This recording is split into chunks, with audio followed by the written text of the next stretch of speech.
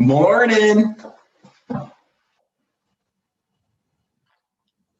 me get a little hooty hoo this morning to make sure that my sound is working. Hooty hoo! Yeah, there we go. There we go. Thank you for the zest, by the way. We're going to, seems like everybody is a little sleepy from yesterday.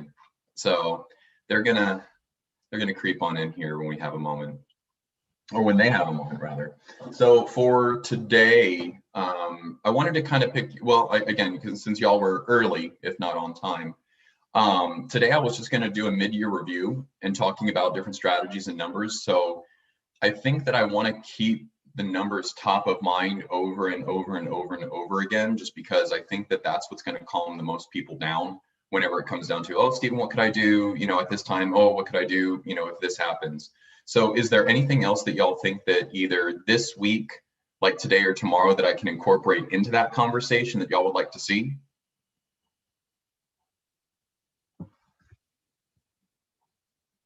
You're muted, darling.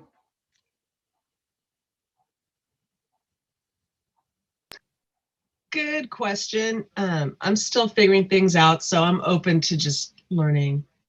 Cool, awesome.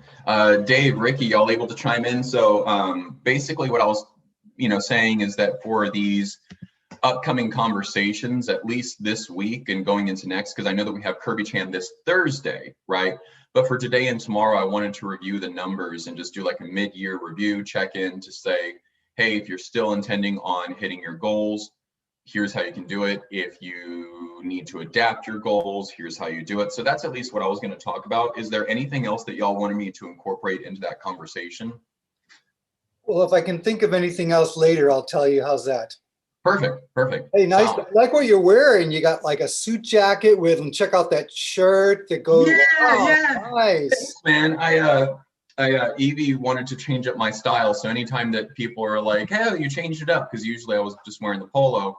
But then Evie was like, no, you should wear the Henley and the sports coat, the black jeans, and then these type of shoes.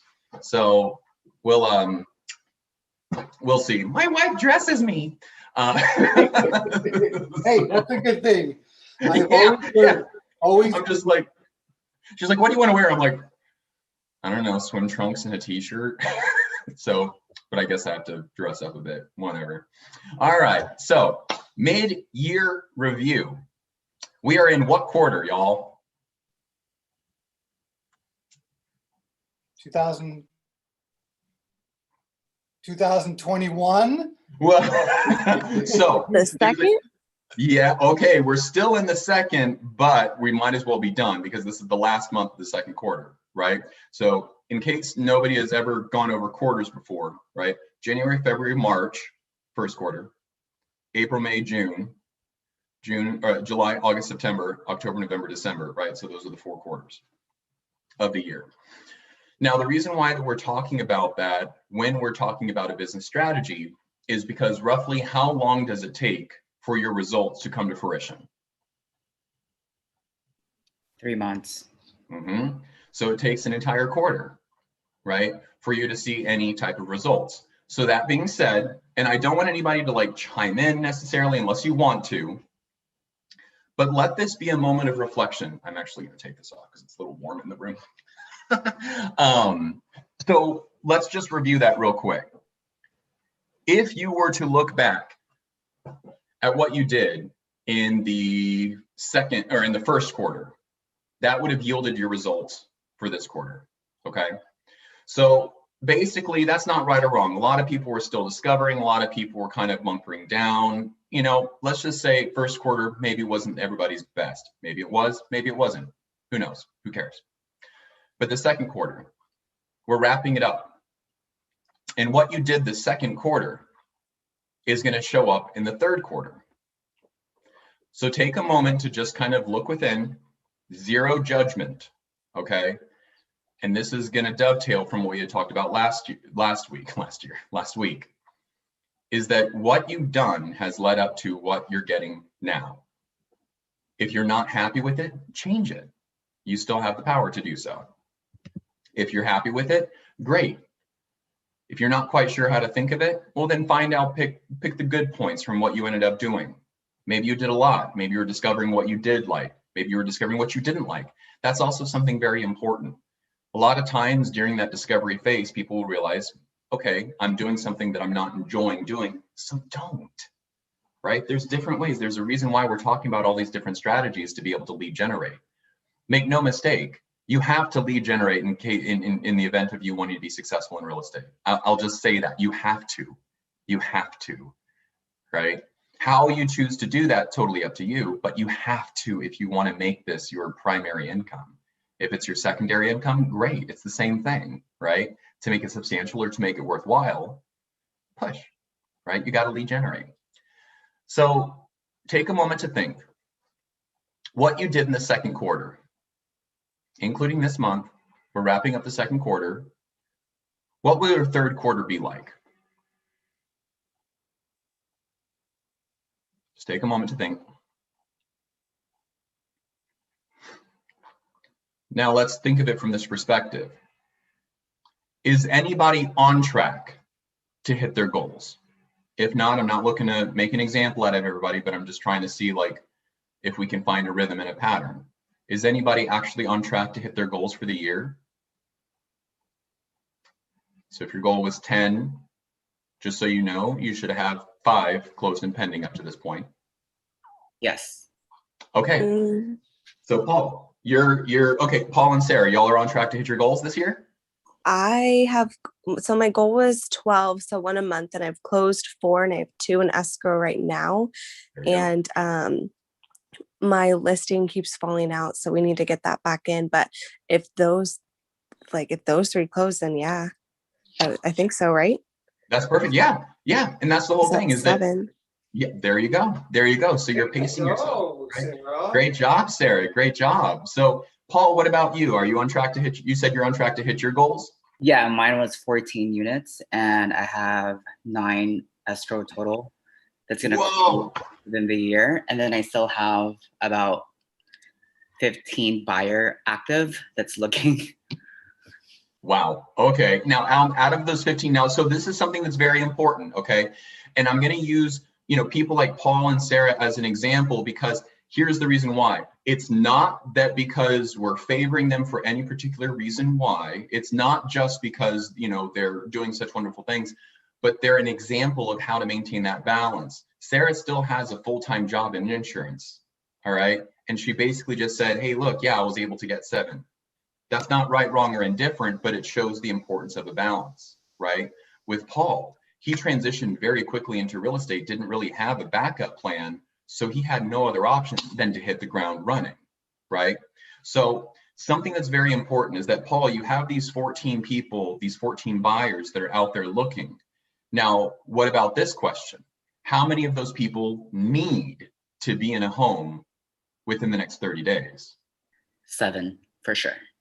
Okay, so that is an uncanny type of response, because usually, whenever people have like a total amount of their clients, right, a total amount of leads, if you were to have, let's just keep things simple, if you were to have 16 leads total, how many conservatively can we expect to be considered an A client or someone that needs to transact every 30 days?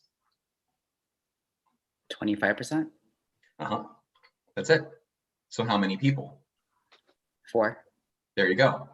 Now, in your case, Paul, you happen to stumble upon, and whatever source you were finding these people in, you happen to target more A clients, right?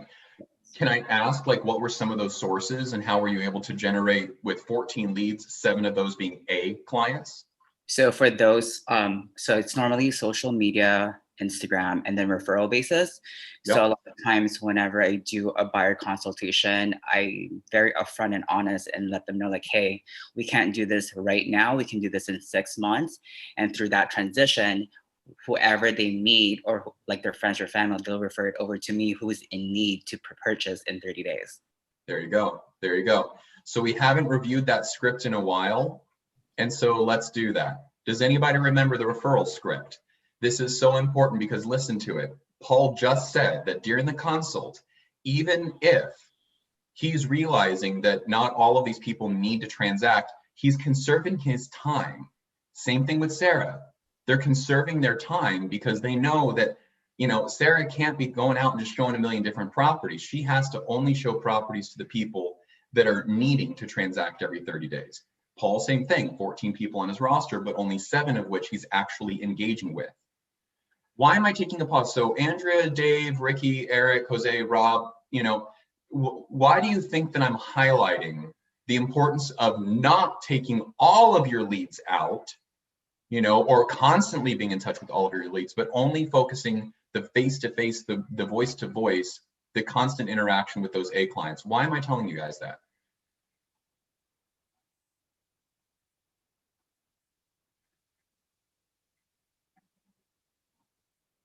So we can conserve our energy for the people that need it the most. That's it. Conserve your energy for the people that need it the most, because here's, and I'll say it over and over and over again, around this time is usually when agents have a tendency to slip backwards. They just have a tendency to slip backwards, not right or wrong. But the reason why is because, let's just put it from this example, 7 transactions, if the average commission is right around 12 grand, that's not bad, you know? And so most people would be like, well, that's more than I made last year. And then they pull back. Well, guess what? If we're saying that what we do now shows up in the next quarter, how does that affect our lead flow? You're going to run the roller coaster ride of the traditional real estate agent, right? Because let's say if Paul was if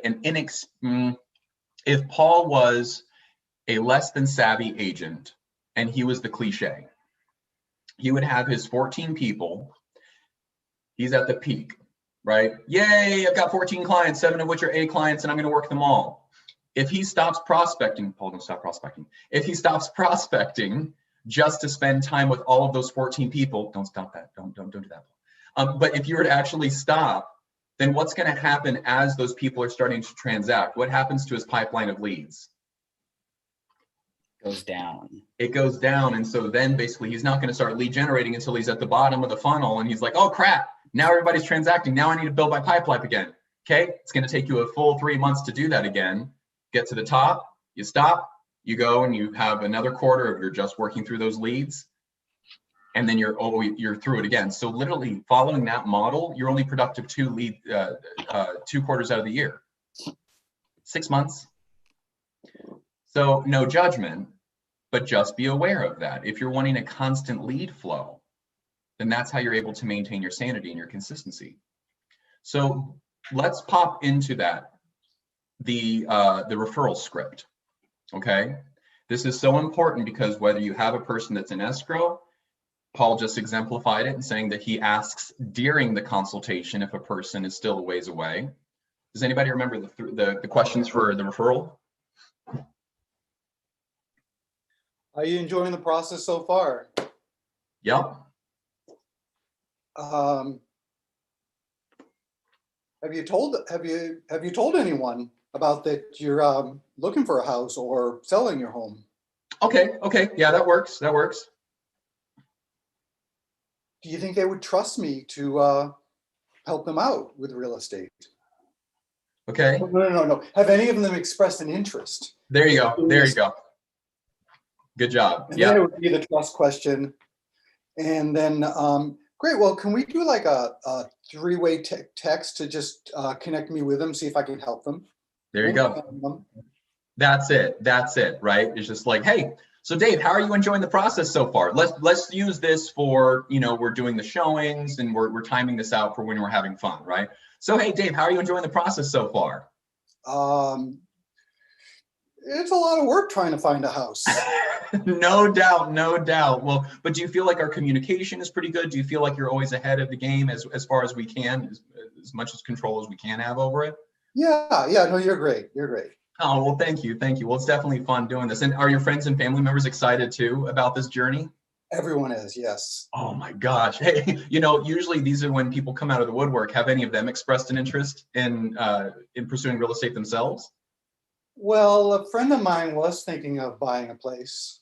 Oh, nice. Well, just out of curiosity, do you think that they would trust me to help them out? Probably, yeah. Yeah, I'd recommend you. Yeah, they trust you. Oh, well, thanks, man. Well, why don't you just do this just so they have them information handy? Why don't you just put us in a group chat? That way I can touch base, just see if I can help them out. Is that okay with you? Oh, yeah, yeah. And if I tell them to trust you, they'll just be ready to sign right away. Oh my gosh. Well, work your magic, man. Meet. Right. So, but that's how simple it goes, right? Are you enjoying the process? How are you enjoying the process? Great. Your friends and family members excited for you? Awesome. Have they expressed an interest as well? Got it. Well, do you think they would trust me? Hey, just put us in a group chat. That's it. I have a question for Paul. No, first I have a question for Eddie. Eddie, what are you always looking up? I see you always looking up. Is your screen up there in all these sessions? You should see his control board.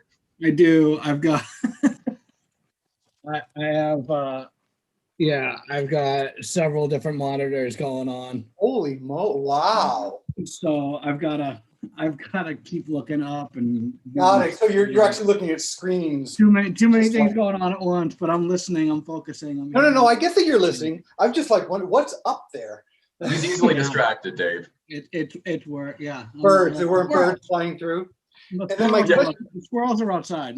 Oh, yeah. Perfect. And my question for Paul is like, how do you, okay, if you got 7 people that want to transact this month,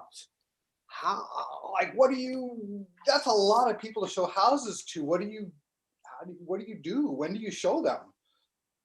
Okay, so some of my clients are in Riverside County and Orange County. So I have friends that are real estate agents there. So for the showing agents, like I pay them per door. And what do you pay them? $50 per door. Per door, $50 per door. Is that like standard generally, or is that tie, or is that? It's 25, but because I live here in San Diego, I pay an extra more. But with these clients, like I tell them, like with this collaboration center that you have, you only pick possible if it meets 90% of your criteria. And then before they select like 5, we go on a Zoom call and we eliminate 2 more, and they see 3 properties that day. So the most that my property would most of my clients will see like up to 5 properties max, which is going to be $250 total if they're in that county. And then if we get an offer accepted, then I'll be there for the home inspection and the exchange of the keys. That's it. Oh, well, and so the other guys they'll sign the BRE or put in this, they'll do the offers, or you? No, I'll do the BRE and I'll do the offer, but they'll open the doors for me. And I'll write the offers. All right, so got it. So you're leverage. You call that leverage. You're using leverage. Leverage. And that's the reason why, guys, that whenever y'all see in the page that people are like, hey, can anybody open up this door? Hey, can anybody do this? Like that, they're exemplifying what we're doing here in this business. And let's just be honest, sometimes just showing a property, it kind of helps you refine to where once you're in the rhythm, it's someone else's client. But if you're just wanting to kind of get some practice on showing people around, having the conversations, you get a feel for what the people ask. You get a feel for what people are looking for during those showings. And that's a really good business model, is that traditional, right, Dave, is just like Paul was saying, 25 per door.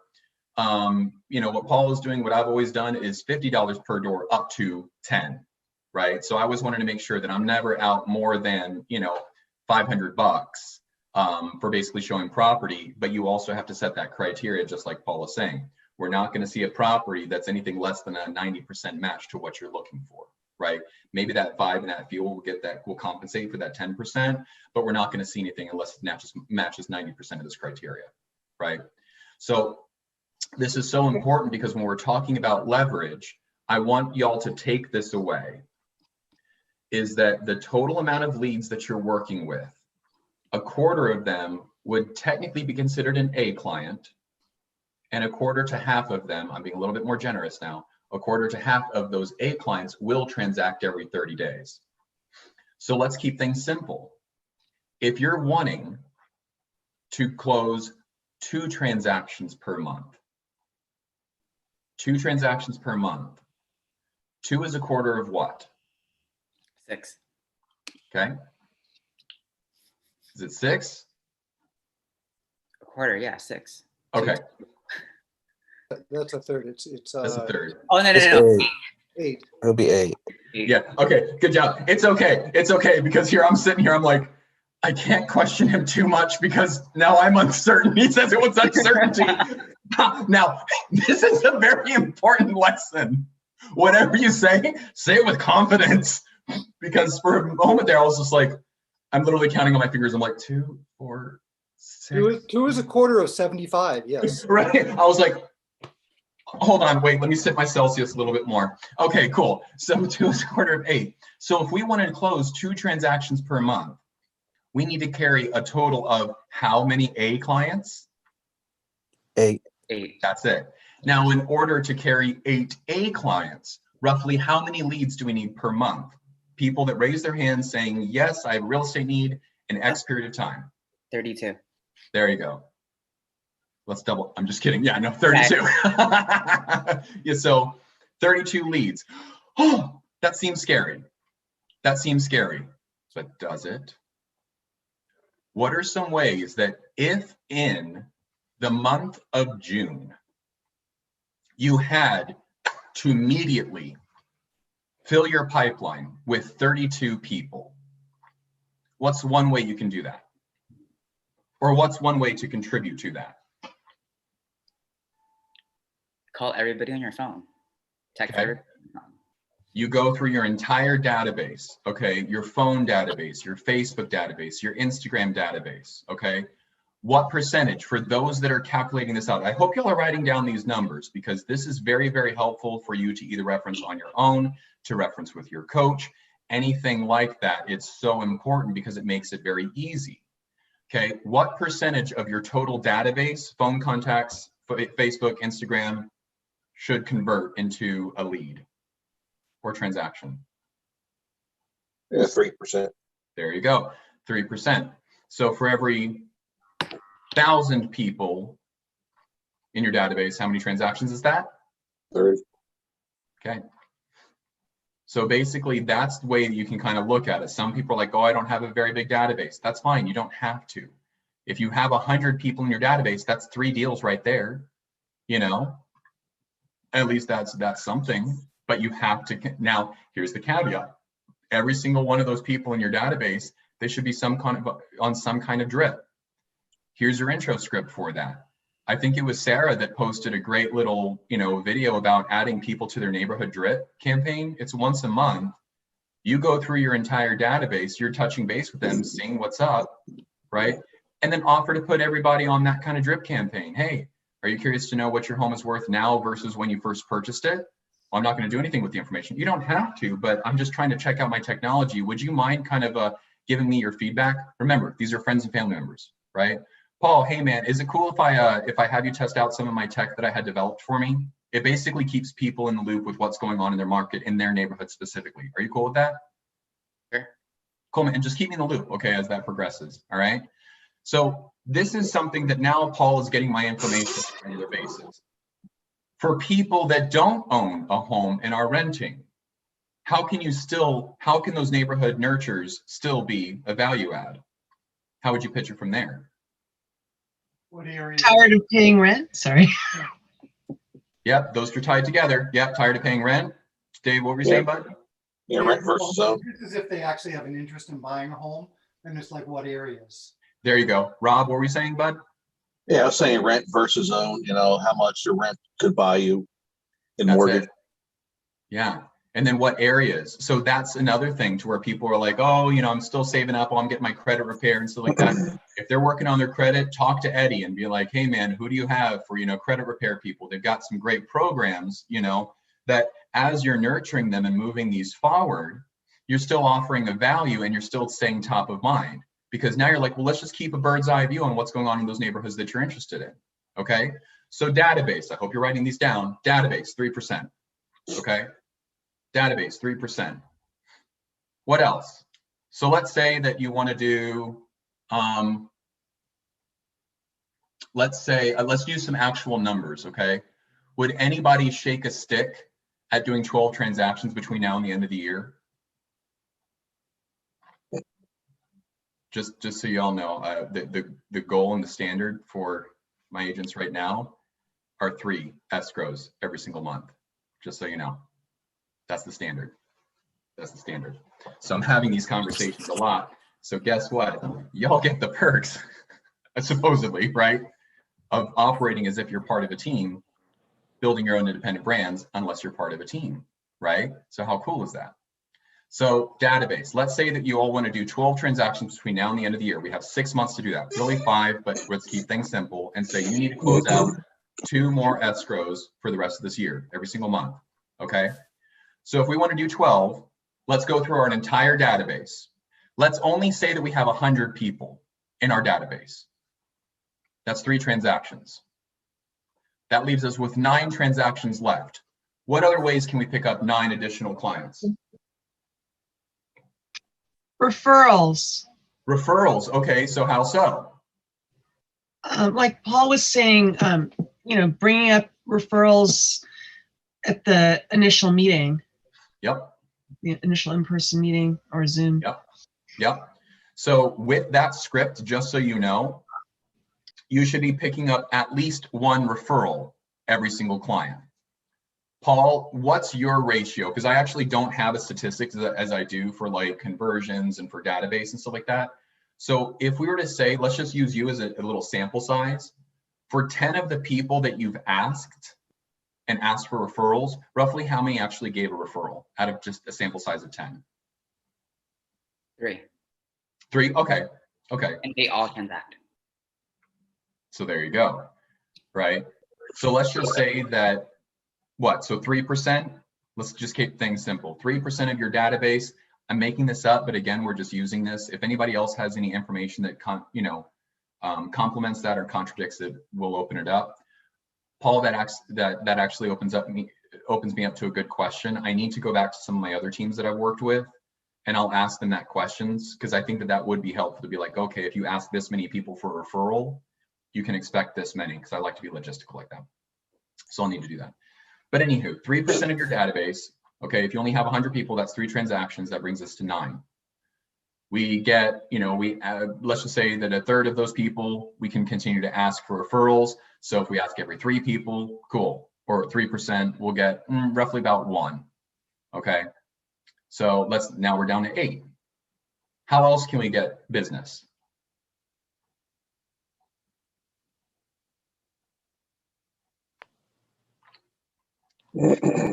Open houses. Yay, I was waiting for that one. All right, cool. Open houses. Who did open houses this past week or weekend? I did. I did. All right. Rob, my friend, how many people roughly came through your open house? Roughly 0. Oh, okay. Well, that was okay. Well, got it. What time did you do it? It was Roughly? 9 to 11. Just roughly. Roughly The neighbor's about cat sleeping. about 0. I had a cat walk by. When did you do it again, Paul? Rob? 9 to 11. 9 to 11 on what day? Yesterday. Oh, okay. I'm surprised. Usually I always like to do open houses on holidays. Okay. Anybody else have any better luck than 0? Yeah, I did an open house at Alicia's listing this weekend with another agent, and we had about 13 in total over the weekend. Okay, good. And now roughly how many leads did you pick up from that? I would say about 3 or 4. Good. A That's lot about of them average. agents and stuff like Yeah. that. So Yeah, no. And that's about average. Okay. So if we get 3 leads, okay, from each open house, that's something that I'm going to push y'all on. Okay, 3 leads per open house. Now, this is something that whatever it's going to take, let's just say that you get 3 leads per week from open houses. Okay, how many leads would you get just in the month of June if you were to do one every single weekend and get 3 leads? How many leads would that total be? 12. 12. Expecting how many of them to be A clients? 3. 3. Expecting how many of those to actually transact? 0.75. 1. 1. Right? Exactly. So really, we can guarantee a deal once a month if all you did was do an open house every single weekend this month, getting at least 3. You want to go for the gusto? I'm gonna pull you by surprise. Okay, try to breathe, calm down. Okay, we can do this. What about 2 open houses? I know, it's weird. It's so weird. Try Friday and Saturday. Ooh. Right? Friday, 3 to 6. Whoa.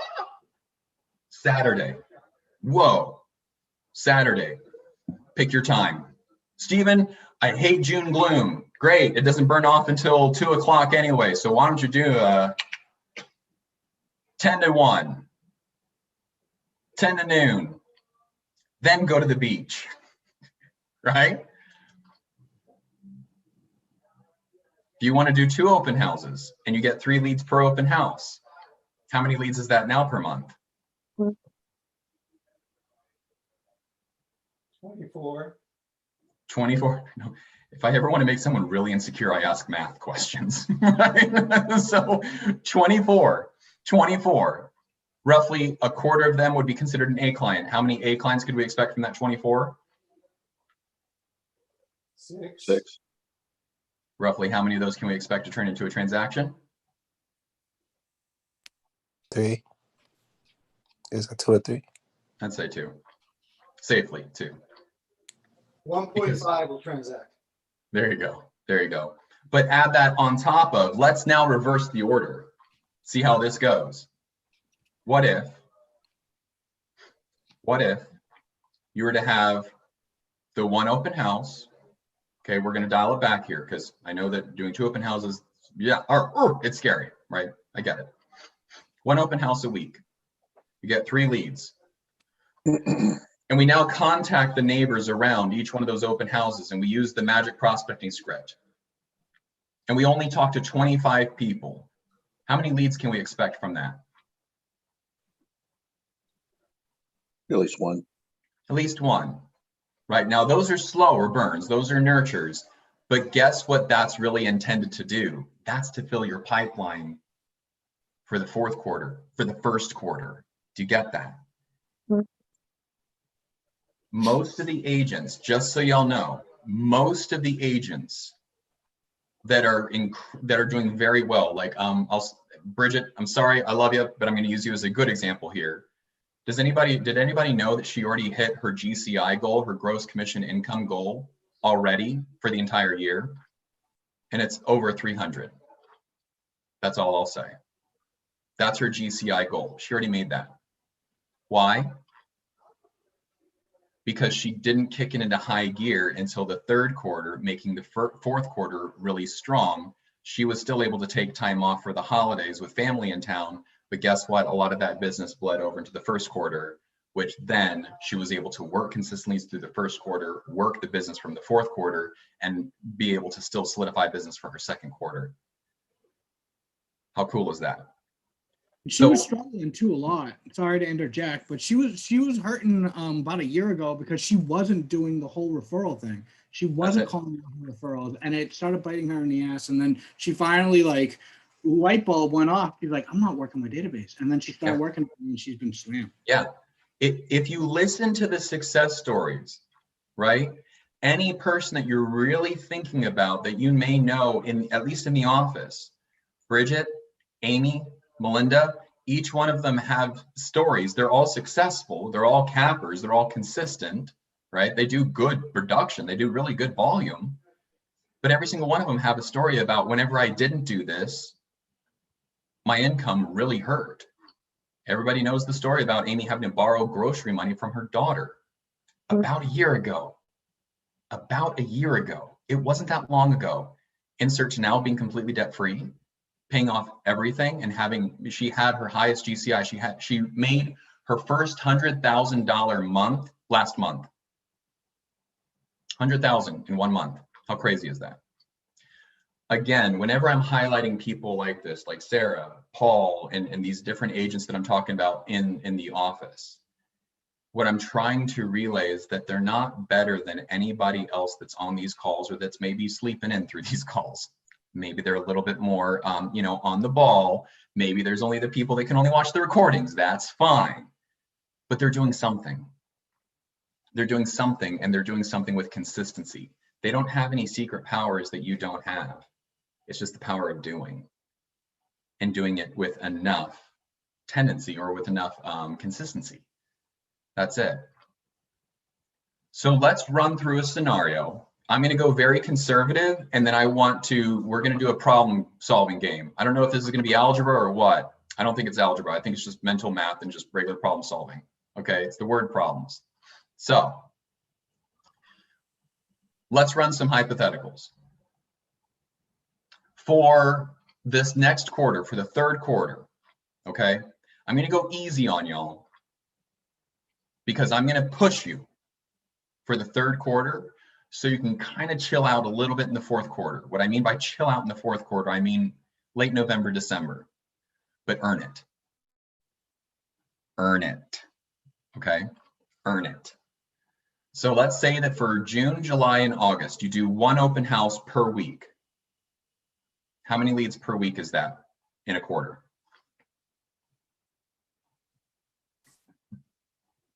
If we're assuming 3 leads per week. 48. How many, Paul? 48. Okay. I just couldn't hear you. I didn't. Worst case How do you get it correct? Yeah. Okay. And so how did you arrive at 48? Just walk us through that. 3 times 4 times 4. Okay. 3 times 4? Times 4. Oh. Well, so it'd be times 3 because we're doing June, June, July, August. Oh, That's okay. the third quarter. Then it's 36. Sorry. There you go. Okay. Let's give So him just credit for just like willing to make mistakes. Anyway, I'm good at this because I used to do this stuff with kids all the time. I was gonna say, Dave, this is your jam. Yeah, I'm just trying to but I would do it on the board because a lot of people need to see it. Usually, and I'm normally one of the kind of persons. It's just this is something I'm. Well, here's the good news. Y'all have pieces of paper and writing utensils, hopefully, right? Okay. Y'all write it down. I don't need a board in back of me. I'm just like, here you go. So yeah, see, Andrea, she's like, check it out, y'all. 1 open house a week, 3 leads a week, 12 a month, 36 total for this third quarter. We're good on that? Let's go one additional step and say we just talked to 50 people. Okay, we talked to 50 people. How you want to do that is completely up to you. You can either do it to, again, invite people to the open house and then follow up to talk to them about, hey, how that open house went. Did anybody get a chance to do that? No right or wrong answers. I'm just wondering if people are willing to do it. Not yet is what I'm hearing. Not yet. Okay. What was your question, Steven? If anybody has been doing the calls before and after the open houses. I did. Hell yeah, man. Kudos. All right. How did those go? Be honest. It didn't really go great. Yesterday was like a hard day to call people because of Memorial Day, so I plan on following up. But I did call before. A few people told me to lose their number. It's a nice way of putting it. Yeah. Yeah. So, and that happens. That happens. Any leads by chance this time around? From the open house or the calling? From the calling. I have a few people I want to follow up with because they said that they own a couple properties in the area. So I would just call them and let them know how the open house went. That's it, dude. So look, roughly how many people did you talk to get those 2 people to be like, let's talk a little bit more? I would say probably I made 30. I'll say 30. Not bad, man. Not bad at all. Not bad at all, right? Now, for those people, because they may not have a time frame, put them under nurture status, just so you know, right? Consider that a nurture is someone that's like, yeah, I've got some real estate. Yeah, I'm kind of poking around with the idea. Don't turn them into a lead until you know what their time frame is, right? You have all their contact information, you know what their motivation is, you know what they want to do, and they have a time frame. Okay. So let's just say that you do 50 additional conversations, whether it be to invite people to the open house and then follow up to give that open house script. We talk to 50 people per week on top of the 1 open house. How many leads can we expect from talking to 50 people? 10 a day? 2. So let's break things down. Pause.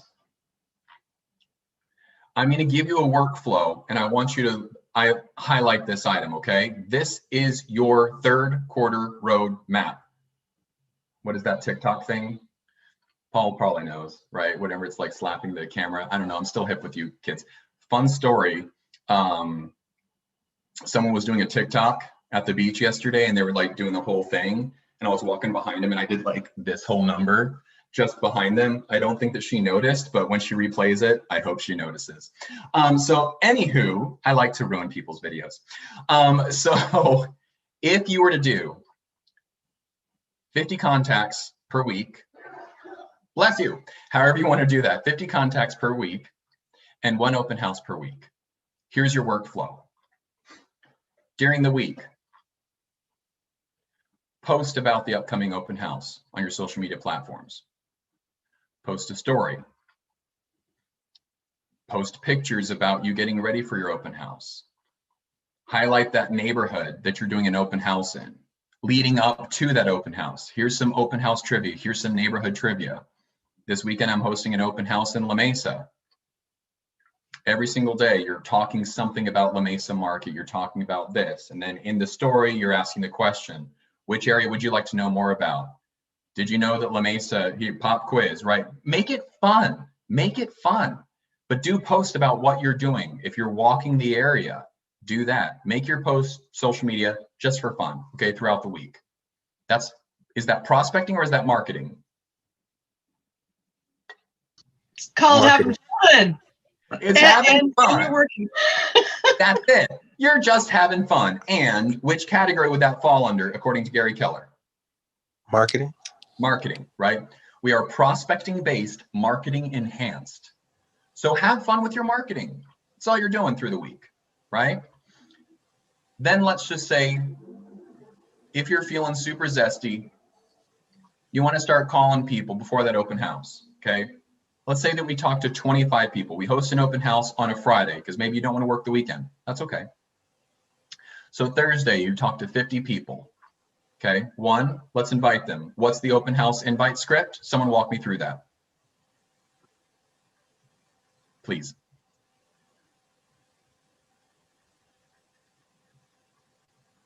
This is your roadmap for the third quarter if you want to do some business. Yeah. I'm gonna keep on singing until someone grabs their notes. I believe in you. Okay, I'll try it. Yeah, I was gonna say, Junior, I was actually about to call on you. I was like, Bud, you already did it. So invite me to your open house, please. Hi, is this Steven? This is he. Hi, Steven. This is Junior with Keller Williams, San Diego Metro. Just calling to invite you. I'm sorry. I don't have it in front of me. I'm just calling to invite you to my open house this weekend. It's going to be at 123 Main Street from 11 a.m. to 1 p.m. Is this something that you're interested in? Would you be interested in stopping by? Oh, thanks for the invite, man. No, we're not going to be in the area. Okay. What do I say? I don't know where to go from there. You're good. Any friends or family members that you might want to extend the invite to? Oh, any friends and family that you want to extend the invite to? No, I can't think of any. Okay. You're good. End the call. That's it? Okay.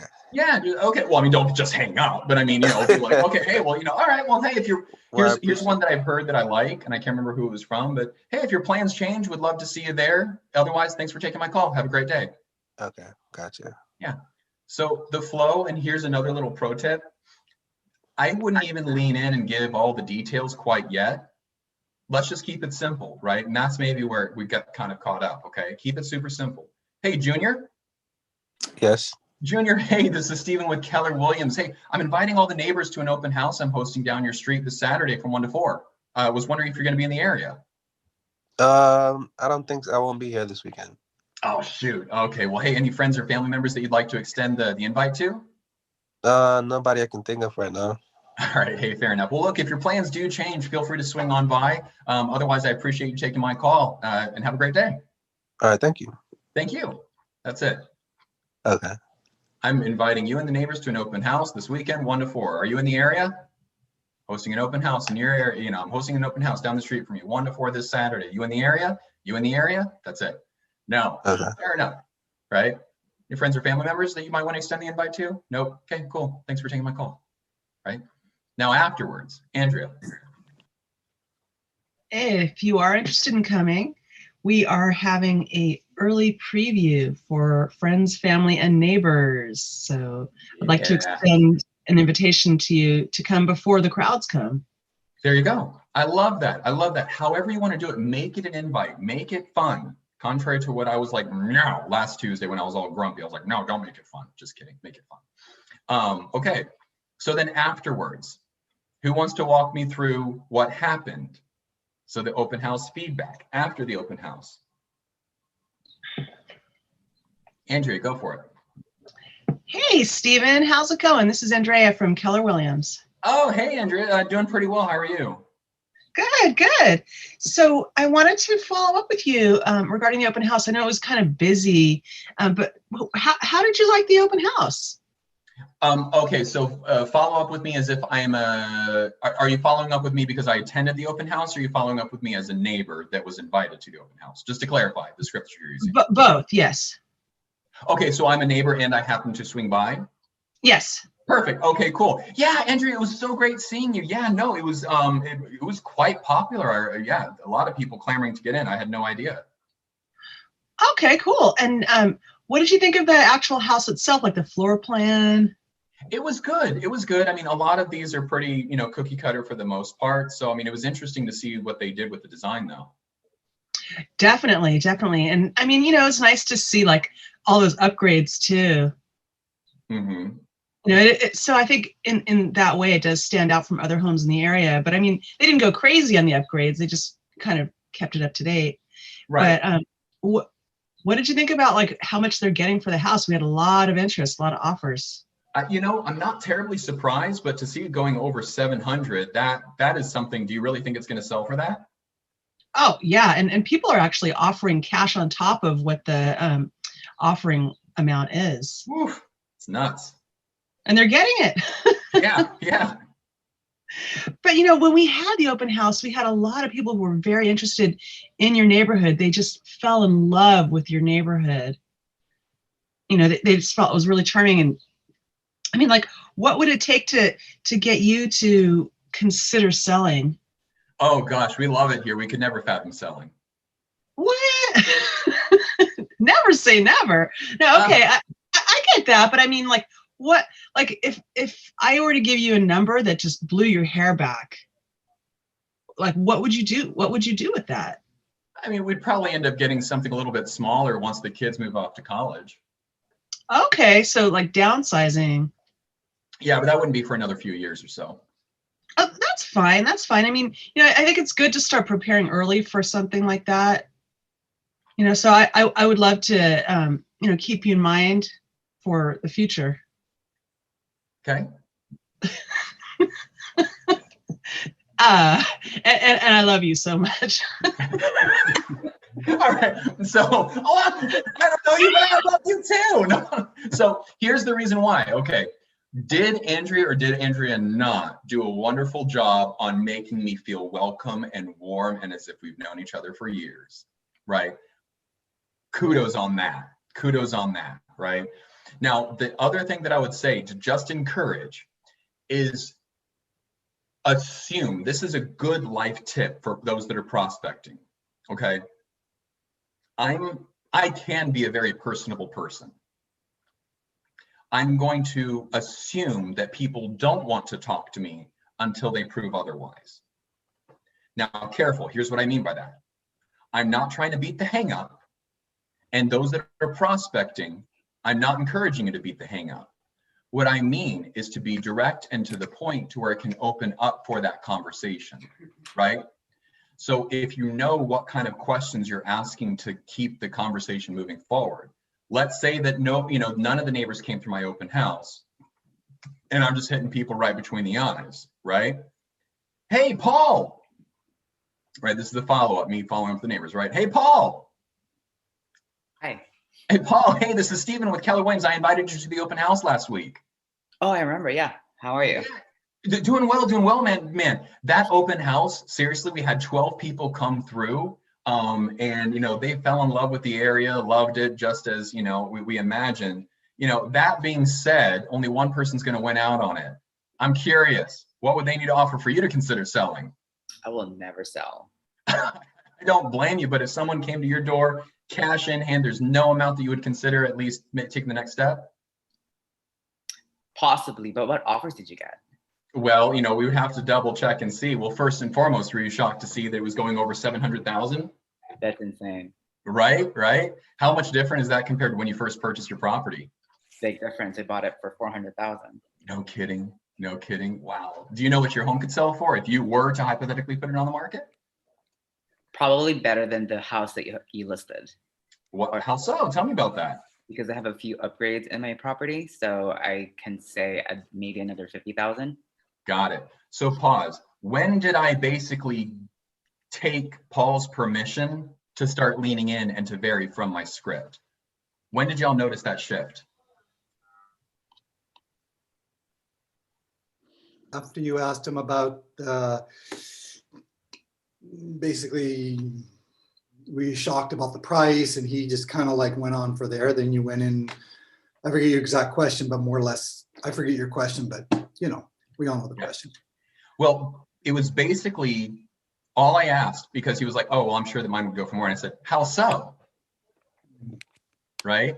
So isn't that interesting? This is the reason why that I always tell people, memorize the script and internalize it, because then you can actively listen. I know my script. There's nothing Paul can say to throw me off, right? But the moment that he was like, well, mine probably would sell for more, I wanted him to talk more about that. So I was like, oh, how so? Right? Because I know regardless, my next question is going to offer him his CMA. Do you get that? That's the next step in my script. Everybody that knows my script knows where I'm going to go to next. Hey, I had this many families come through. Any of them offer anything for you to consider selling? No. My follow-up question, no amount? Well, what kind of offers are you getting? Well, let me ask you this. Were you surprised to see this? I don't know, because I don't have an answer to that. So did you see me go, I just danced around it. All multiple offers, the offers are coming through, probably over asking price. Were you surprised to see that it's going over 700? Oh yeah, but mine would probably sell for more. How so? Right? Now I'm getting him talking. Well, tell me more about that. So I paused that role play because you don't need to hear me bantering on, right? What I want y'all to take away is that there's the power and the freedom in knowing the script, because I know where I'm going to go to next, which means that I can actively listen and I can pick up on those subtle cues. If anybody wants to master prospecting over the phone, that's it. You memorize the script first, internalize it, and then engage in active listening. That's how you master it. So now let's say that if all I do for this third quarter, is one open house a week, that gives me a total of how many leads? Get out your calculators now, because you might need them. One open house a week will give us 12. Okay, so 12 per month. How many in 3 months in this third quarter? 36. Yep. And if we do 50 contacts per week, 10 a day, 10 conversations a day, 10, that's it. 10, that might take you maybe an hour and a half. 10 conversations per day, 50 a week. How many more leads is that? 2. Okay, so 2 per week. How many is that per month?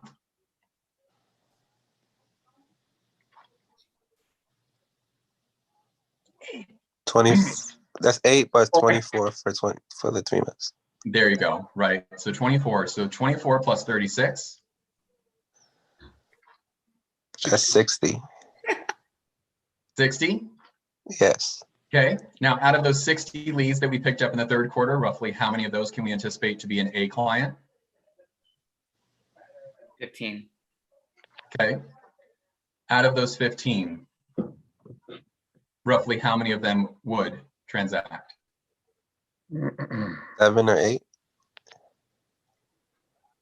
Isn't that interesting? And that's just for the third quarter, y'all. That's just for the third quarter. So do not tell me that any time is lost.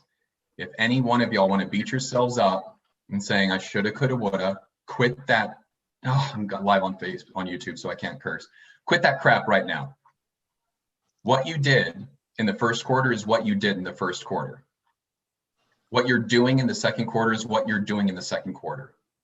What you could do in the third quarter could make the difference in your life and in your business. Do it to the best of your ability. Push yourself, because you don't know what your limits are until you push yourself. Get out of that comfort zone. All I'm asking is 3 months. If you spend 3 months in your comfort zone, that's okay. That's okay. You know what the results are going to be. Just push yourself a little bit more in the third quarter. See what your boundaries are. See what's possible. Worst case, you screw up a bunch. And then you learn. Cool?